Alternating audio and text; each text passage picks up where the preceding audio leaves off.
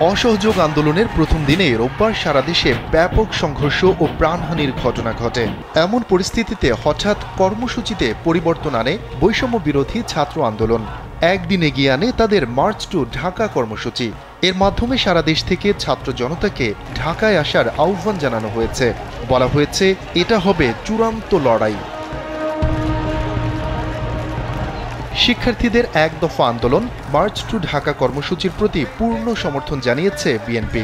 আন্দোলন সফল করতে দেশবাসী সহ বিএনপির নেতাকর্মীদের মাঠে নামার আহ্বান জানিয়েছে দলটি।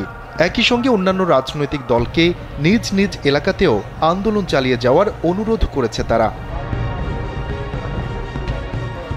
শুধু বিএনপি নয়, আন্দোলনরত শিক্ষার্থীদের মার্চ টু ঢাকা কর্মসূচিতে সংহতি জানিয়েছে হেফাজতে ইসলামও। ছাত্র জনতার এক দফার আন্দোলনে দেশবাসীকে সমবেত হওয়ার আহ্বান জানিয়েছেন সংগঠনটির আমির আল্লামা শাহ মুহিবুল্লাহ বাবুনগরী। সংবাদ মাধ্যমে পাঠানো এক বিবৃতিতে তিনি বলেন, দেশের ছাত্র জনতা সোমবার এক দফার ঢাকা চলো কর্মসূচি দিয়েছে। এর সঙ্গে একাত্মতা পোষণ করে দল মত নির্বিশেষে সবাই ঢাকা চলুন। এই কর্মসূচির প্রতি সংহতি জানিয়েছে চরমনাইপন্থী রাজনৈতিক দল ইসলামী আন্দোলন বাংলাদেশও।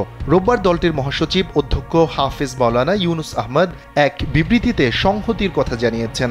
বিবৃতিতে ইসলামী আন্দোলন মহাসচিব বলেন, সরকারের অপরিণামদর্শী সিদ্ধান্তের কারণে রোববারও প্রায় ১০০-র মতো মানুষ নিহত হয়েছেন।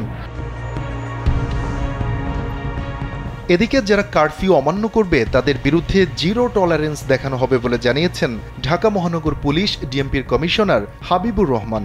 তিনি বলেন, ডিএমপি এ পর্যন্ত ধৈর্যের পরিচয় দিয়েছে। তাদের ব্যবস্থা আন্দোলনকারী ছাত্রদের বিরুদ্ধে নয়, নাশকতাকারীদের বিরুদ্ধে। তাই যে কোনো নাশকতাকারীকে বিন্দু মাত্র ছাড় দেওয়া হবে না বলেও হুঁশিয়ারি দিয়েছেন ডিএমপি কমিশনার। সেনাবাহিনীর পক্ষ থেকে জানানো হয়েছে, আবারও দেশের আইন শৃঙ্খলার অবনতি ঘটায় অনির্দিষ্টকালের জন্য কারফিউ জারি হয়েছে। জনগণের জানমাল ও রাষ্ট্রের গুরুত্বপূর্ণ স্থাপনার নিরাপত্তা নিশ্চিতে এই সিদ্ধান্ত।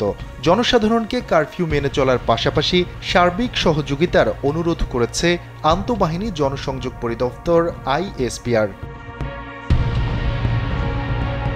এদিকে দেশব্যাপী অনির্দিষ্টকালের জন্য জারি হওয়া কারফিউর কারণে নিজেদের ঘোষিত শোক মিছিল স্থগিত করেছে ক্ষমতাসীন আওয়ামী লীগ। একই সঙ্গে বঙ্গবন্ধুর বড় ছেলে শেখ কামালের জন্মবার্ষিকীর কর্মসূচিও স্থগিত করেছে দলটি।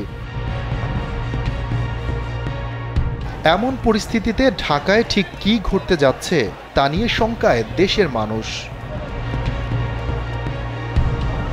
শফিকুল ইসলাম শান্ত, কালবেলা।